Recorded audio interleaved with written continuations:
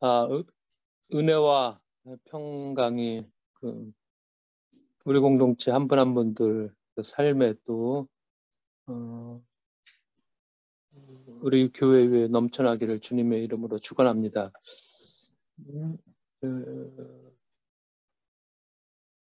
이 코로나 시국이라고 해서 이 유럽은 도대체 어떨까 여러 가지 궁금증이 많이 있었고, 특히 이제 터키 같은 데는 인플레가 뭐 몇십 년 만에 인플레가 와서 뭐 물가가 천정부지로 매일 올라간다.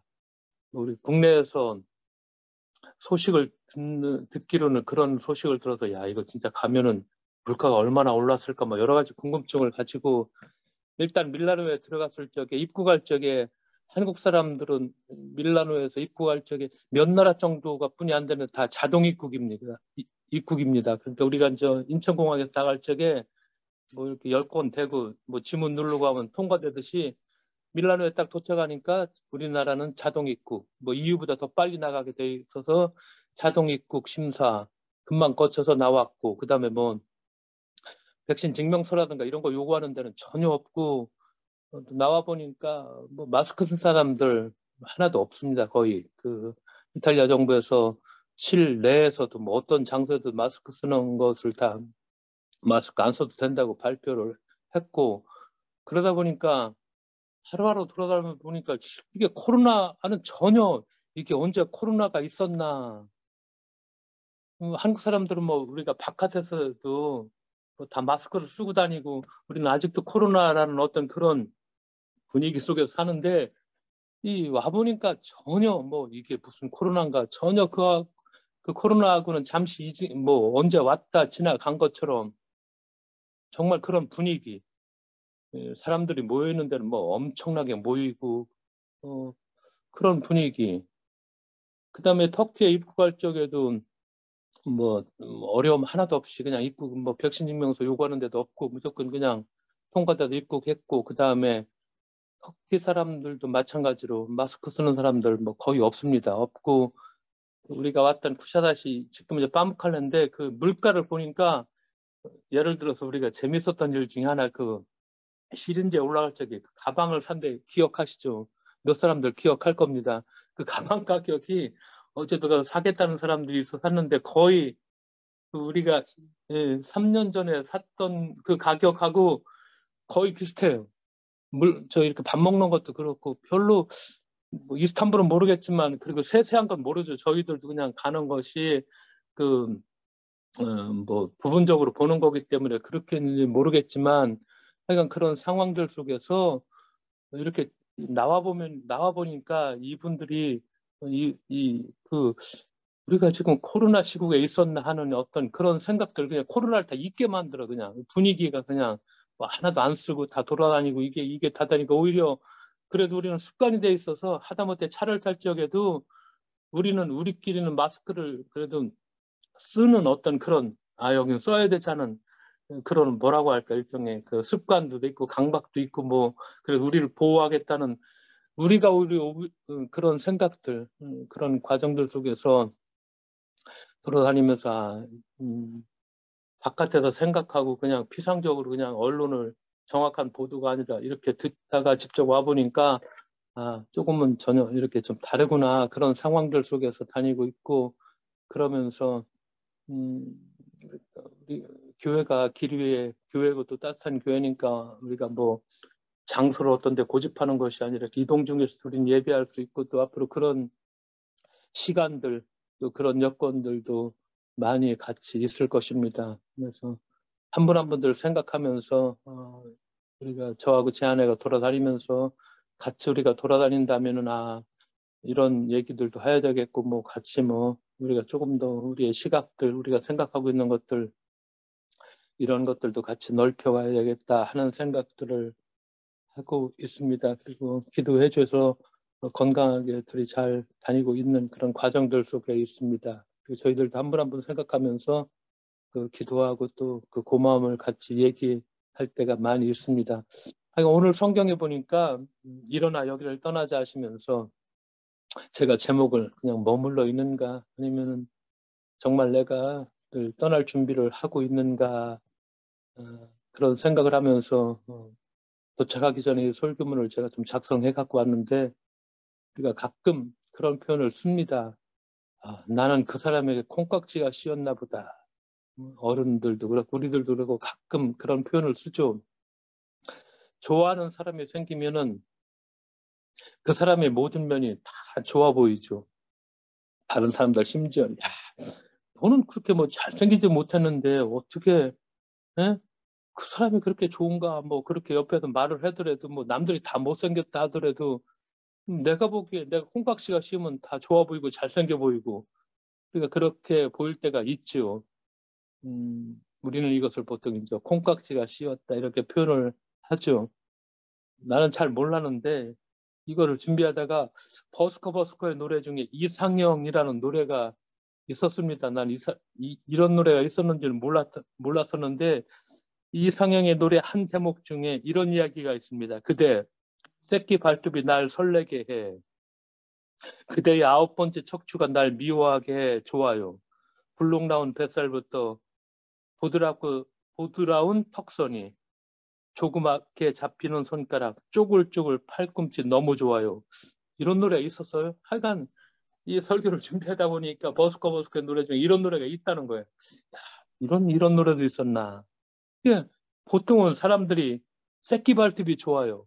이런 표현들, 불룩 나온 뱃살 같은 걸 보고 사람들은 좋아하는 경우가 참 드물죠. 근데 전형적인 콩깍지가 씌운 그런 사람이죠. 콩깍지가 씌운 상태가 비단 좋아하는 사람에게만 있는 것이 아니라, 그러니까 이제 심리학적으로 전문적인 용어로 뭐 많이 가끔 요즘 몇 년 전부터 우리가 이 표현을 쓰기 시작하는데, 확증 편향이라는 것이죠. 그러니까 확증 편향이란 원래 가지고 있는 생각이나 신념을 확인하려는 그런 경향성. 조금 쉬운 말로 하면은 사람은 보고 싶은 것만 본다는 거. 이 용어를 저도 별로 몰랐었는데 몇 년 전부터 이런 얘기를 이제 전문가나 뭐 신문에서 언론에서 얘기하기 시작하더라고요. 확증 편향.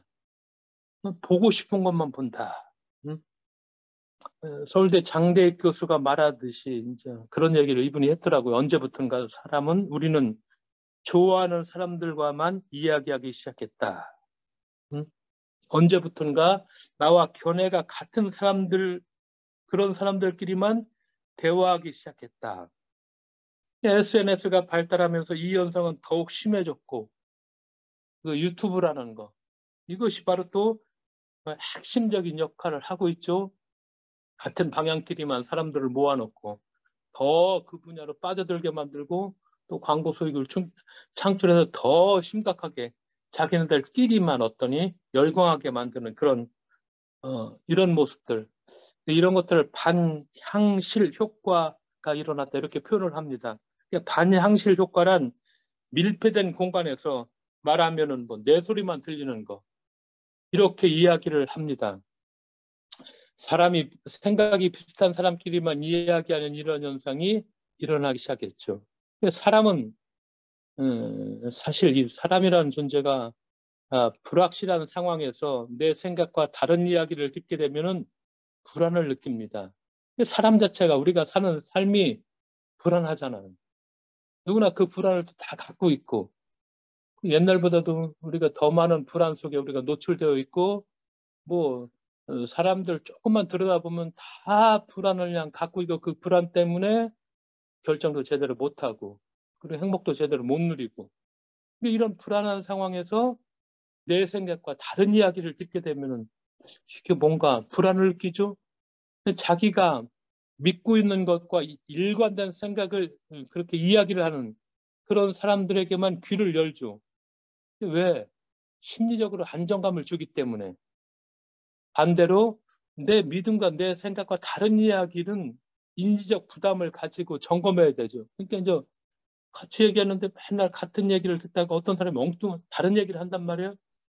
그러면은 이게 사실인가 또 확인해 보여야 되잖아요. 그러면 찾아봐야 되고 뭐 알아봐야 되고 점검해 봐야 되고 이런 수고를 해야 되는데 사람들은 이런 부담을 좋아하지 않죠.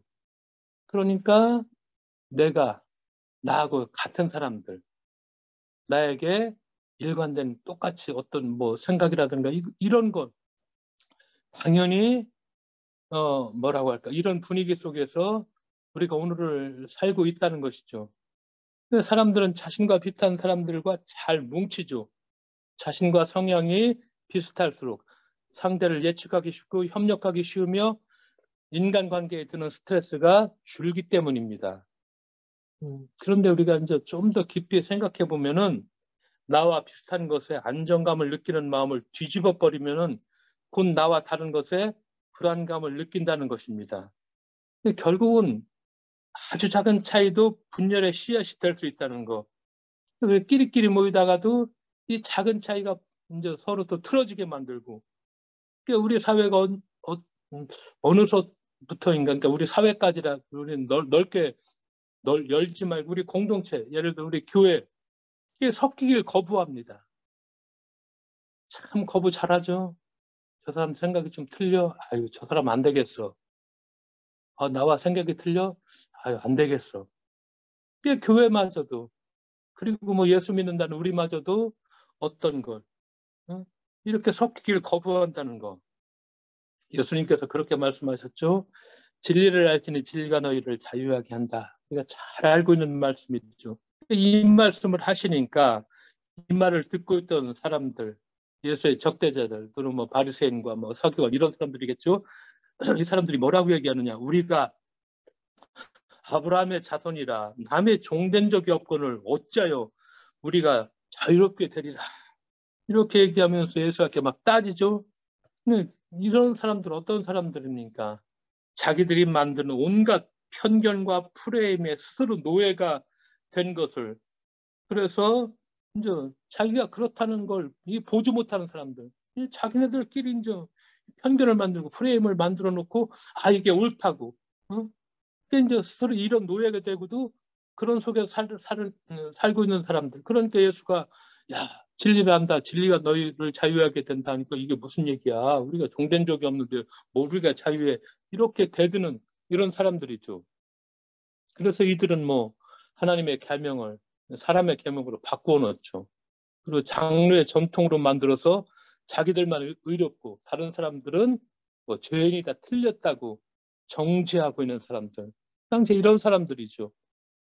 현대 뇌 인지 과학에서는 이런 사람들을 변화맹이라고 얘기하죠.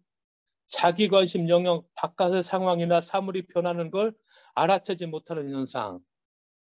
미국에서 몇 년 전인가, 하여간 정확하게는 모르겠는데 우리가 또 알고 있는 어떤 실험이죠. 가끔 뭐 얘기가 되는 실험인데 미국 대학에서 한 실험을 했죠. 학생들에게 농구 경기 영상을 보여주며 선수들의 이제 패스 이것을 좀 세배라, 세 개 이렇게 이제 지시가 내렸죠. 그러니까 이제 막 패스를 몇 번 하나 막 세고 있는데 게임 중간에 고릴라 복장을 한 기이한 인물이 막 경기장으로 들어가 선수들 사이를 유유히 가로질러 지나가겠죠. 하지만 절반가량의 학생들이 이 고릴라의 출현을 전혀 인지하지 못했다는 것입니다. 우리가 보통 아는 것만 보인다, 아는 만큼 보인다가 아니라 이제는 알고 싶어 하는 만큼만 보이는 것. 이것이 오늘의 우리들이죠. 지구상에서 가장 영리하다고 하는 우리 인간들도 우리가 가장 만물의 영장이다 이렇게 자부하죠. 인간의 뇌도 이렇게 사실은 잘 속는다는 것입니다. 같은 것을 보죠. 똑같은 시공간 안에 있어도 우리의 뇌라는 것이 각기 다르게 코딩된 그런 정보를 접수하고 저장한다는 것이죠. 정호성 시인의 이런 시가 있죠. 우리가 그런 말 많이 쓰죠. 장미같이 아름다운 곳에 가시가 있다. 그렇게 보통 우리가 다 이렇게 표현을 하는데 이렇게 생각하지 말고 정호성 시인이 가시에서 이토록 가시 많은 나무에 장미같이 아름다운 꽃이 피었다. 이렇게 생각하라. 이분이 이런 얘기를 합니다. 그러니까 늘 관습적으로 우리가 생각하던 것을 벗어던지고 새로운 눈으로 세상을 보기 시작해보자. 이제 어떤 신이 말한 것처럼 통념을 벗으니까 세계가 낯설어. 그리고 신비로 경이롭기까지 해. 그러니까 나는 다시 태어나 한 생을 다시 얻었다. 우리가 늘 그냥 보고 있는 관습적으로 보던 거, 그거 한번 좀 벗어던지고 정말 새로운 눈으로 우리가 익숙해 보는 것도 다시 한번 보기 시작해보자. 그러니까 이분은 나는 다시 태어나, 이게 다시 태어나 새로운 삶을, 생을 얻었다, 이렇게까지 표현을 합니다. 우리가 잘 아는 고은 시인이 있죠. 이분이 낯선 곳이라는 시에서 이렇게 얘기하죠. 떠나라, 낯선 곳으로.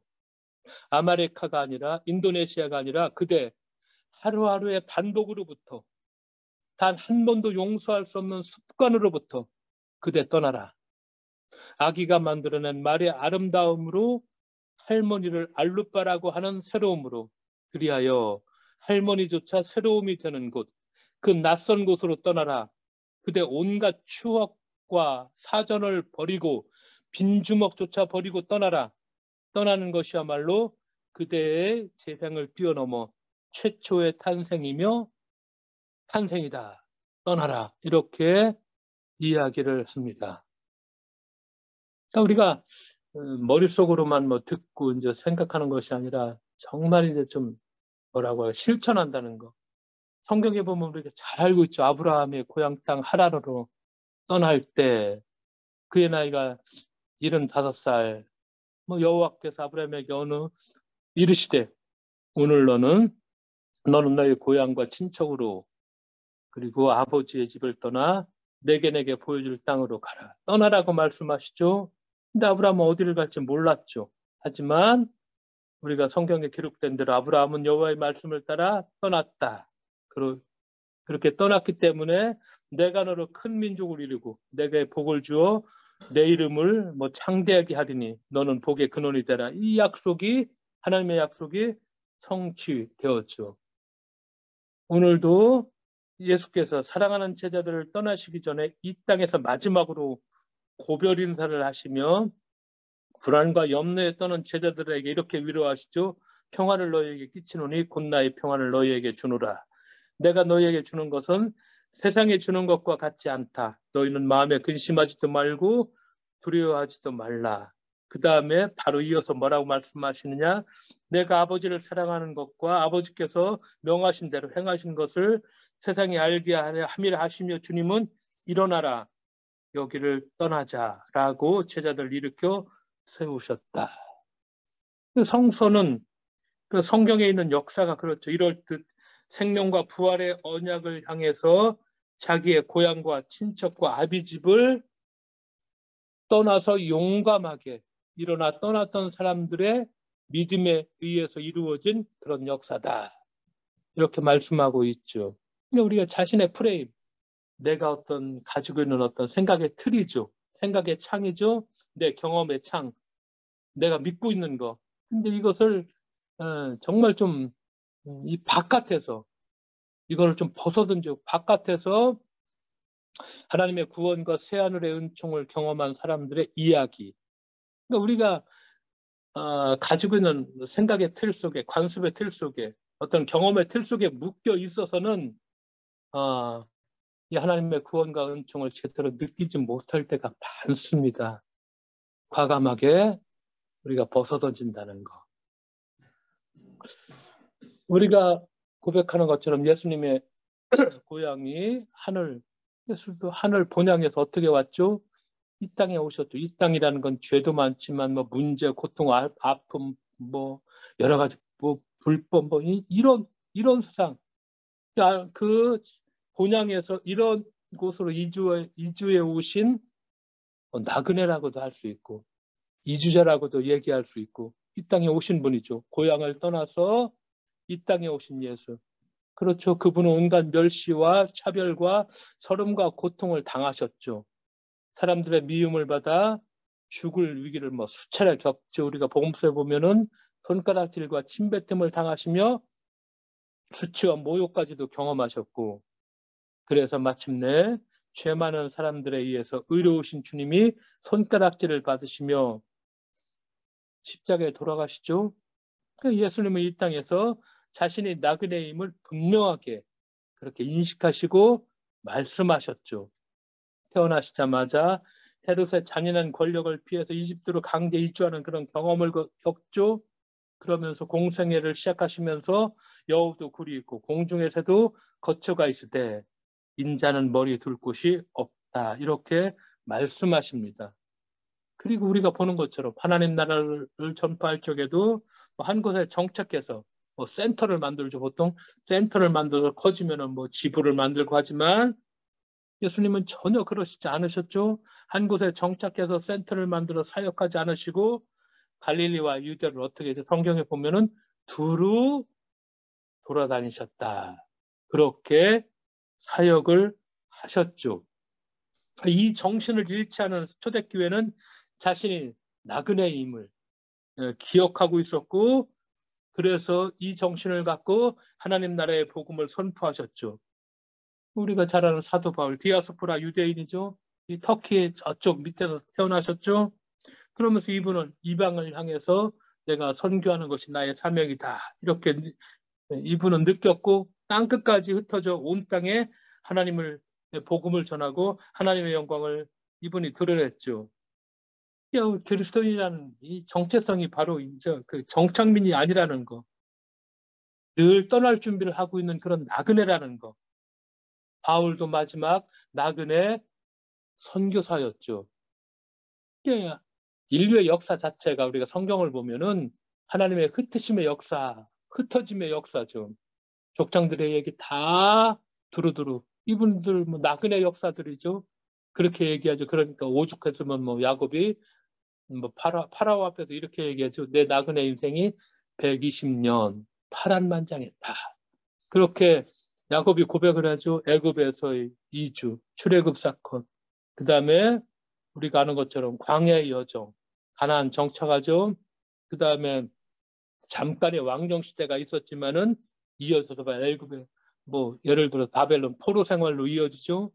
그리고 열방에 흩어진 디아스포라가 흩어진 사람들이라는 얘기죠. 흩어진 나그네들의 이야기. 성경에 보면은 이 하나님의 흩으심에 반대하는 사건 중에 하나가 바벨탑이죠. 사람들이 탑을 쌓죠. 그때 돌이 아닌 단단한 구원의 벽돌을 사용했고 흙 대신 역청을 사용했다. 이렇게 얘기합니다. 벽돌은 도량형의 통일을 상징하죠. 역청은 틈없는 연결을 가리키죠. 그러니까 벽돌과 역청이라는 것 하나의 목소리만이 허용될 뿐 다른 목소리는 허용되지 않는 오늘날로 말하면 제국주의 지금 러시아 푸틴도 마찬가지죠. 하나의 목소리만 있죠. 이런 바벨탑 이렇게 말씀하시죠. 일사불란 총화단계 많이 듣던 말인데 이건 전체주의 사회에서 우리가 흔히 듣던 표현들이죠. 벽돌과 역청의 세상이란 바벨탑이 그렇게 만들어지죠. 평화로운 듯 보이지만 진짜 평화가 없다는 것이죠. 왜? 차이가 용납되지 않기 때문이죠. 하나님은 그래서 스스로 신적인 존재가 되는 인간의 오만함을 그냥 들고 보실 수가 없었죠. 그래서 그들을 흩으셨고 언어를 혼잡하게 하셨죠. 네, 바벨탑 사건을 전후에 나타난 언어의 혼잡이 어떤 의미에서 하나님의 징계처럼 보이지만 하나님의 은총일 수가 있죠. 저마다 자기 목소리를 가지고 살아갈 수 있게 하셨죠. 이 다름을 용납하는 것이 하나님의 세계의 특색입니다. 그 세계는 화의부동의 세계. 그러니까 이제 화하고 화합하지만 그게 이제 동한다. 내가 그냥 휩쓸리지는 않는다는 얘기죠. 사이좋게 지내지만은 자기 중심과 원칙을 딱 가지고 있다는 거. 우리가 이런 삶의 정신, 우리가 오늘 이런 정신을 가지고 오늘을 살아간다는 거. 근데 언제부턴가 우리 사회가 이제 닫힌 사회가 돼버렸습니다. 늘 경험합니다. 저부터도 느끼는데 예를 들어 그런 얘기죠. 어떤 정치적인 얘기를 하면 나와 반대되는 얘기를 하면 내가 딱 닫아놓습니다. 나도 그런 사람이 되었구나. 응? 어떤 사람을 좀 봐야 되는데 이념적으로 딱 이념이라고도 얘기할 수도 있고 어떤 딱 같이 얘기를 하다가도 견해가 딱 틀려지면은 얘기하지 말아야 되겠다. 나스로 어떤 나를 점검하고 검열을 하는 것이죠. 네. 언제부턴가 우리 사회가 이렇게 좋아하는 사람들만 생각이 같고 견해가 같은 사람들만 이야기하기 시작했고 그리고 견해가 좀 틀리면은 너는 저쪽으로 가. 너는 우리하고 잘 어울리지 않아. 이게 마치 정당한 것처럼. 어느 순간 우리는 나와 견해가 비슷한 사람들끼리만 대화하기 시작하면서 우리의 휴먼 네트워크는 서서히 닫히고 공감력은 그렇게 떨어졌다는 거. 조금 더 나아가서 이제는 네 편, 둘이 나눠졌죠. 오늘 우리 아까 막 기도하실 때 우리 정치, 뭐 경제 얘기하셨는데 우리 사회가 정말 전형적이죠. 네 편, 네 편 딱 나눠가지고서 반대편을 어떻게 죽일 것인가 정치적으로 이런 막 계획만 하고 있죠. 여기서 한 발짝도 더 나가지 못하느니 그 권력을 잡은 사람들은 뭐 그 권력을 유지하기 위해서 그렇게 네 편 네 편 나누어서 하다고 하지만 이 국민들은 그것도 뭘 모르면 그냥 네 편 네 편 나눠가지고서 낙인을 찍고 그렇죠. 우리표를 붙이고 또 어떤 때는 혐오하기 시작하는 그런 우리들의 모습들. 우리 사회에서 어느 순간부터 성찰과 반문의 능력. 아, 내가 지금 제대로 생각하고 있나? 아, 나는 왜 이렇게 폐쇄적인 사람인가? 혹은 아, 나는 왜 견해와 다른 사람들을 내가 용납하거나 이해하거나 이런 노력을 못하고 있는가? 내가 보고 느낀 그 순간의 인지와 감정들이 사실일까? 되물어야 되는데 아무도 되묻지 않고 이런 시간이 되어버렸죠. 이제 예를 들어서 어느 신문 기사에서 어떤 사람을 보고 저 사람 나쁜 사람이다 생각이 들었을 때 그 이면에 무엇이 있을까? 나의 어떤 경험들이 그를 이렇게 보게 하는 걸까? 이렇게 좀 물어야 되는데 그냥 묻지 않죠. 응?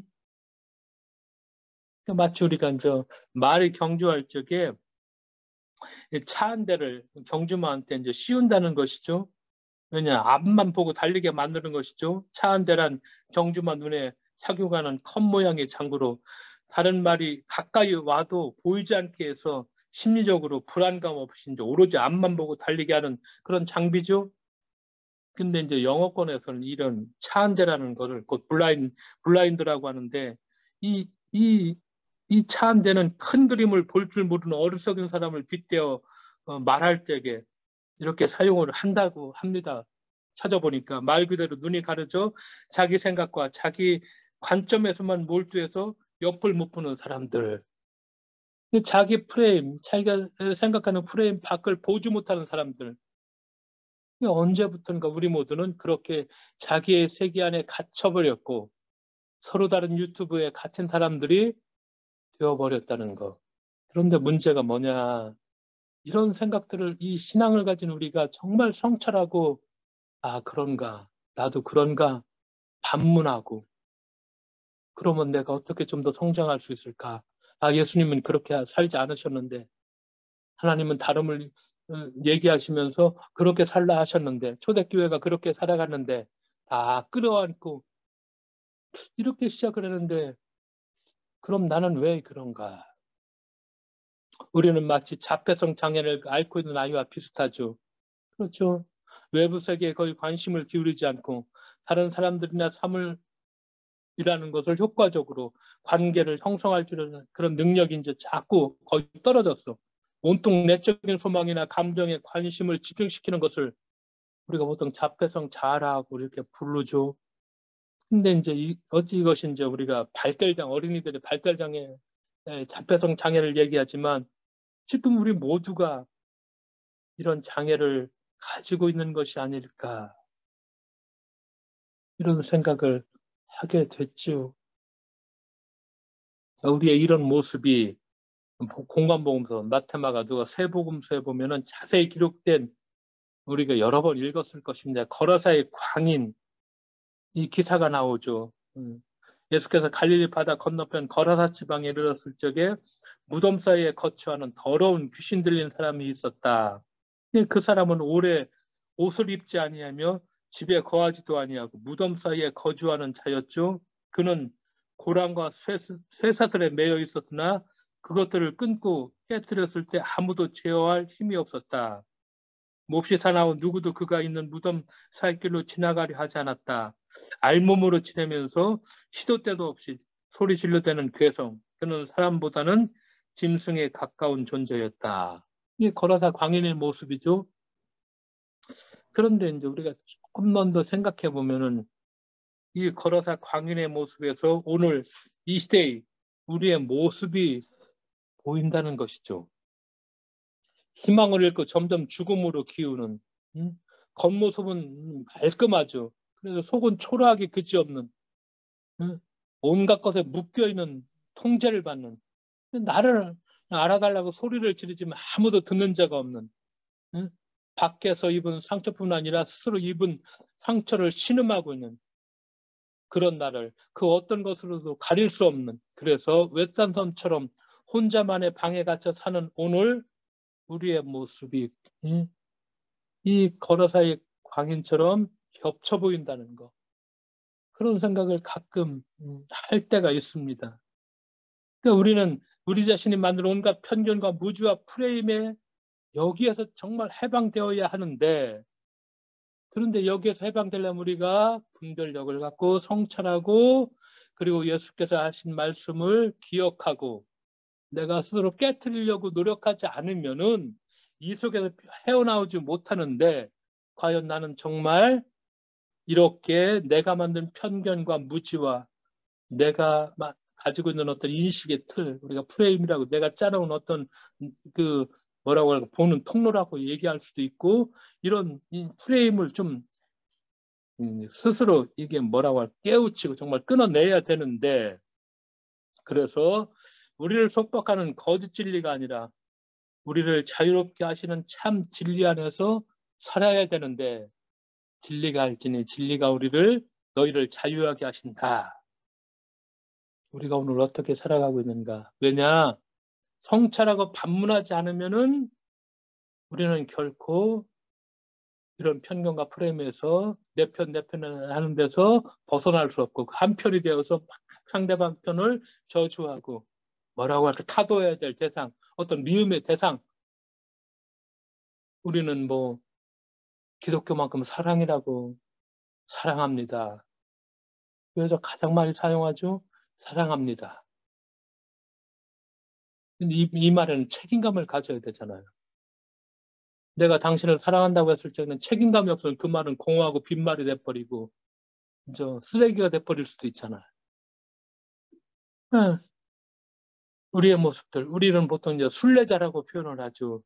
인생이 순례라는 거, 순례자를 잘 아는 것처럼 필그림 이렇게 표현하죠. 이 말이 오른 라틴어 페르아 그루에서 나왔는데, 그 뜻은 들판을 가로질러 가는 사람들, 어떤 성스러운 목적을 위해서 대지를 거는 나그네의 모습 떠오른다. 이것이 바로 필그림인데, 순례라는 거, 순례는 뭐죠? 버스에서 내리는 것이죠. 기차에서 내리는 것이죠. 그리고 자신의 두 발로 새롭게 대지를 걸어가는 것입니다. 영혼의 나침반을 따라 걸어가는 것이죠. 하늘의 별을 보고 믿음으로 걷는 것이죠.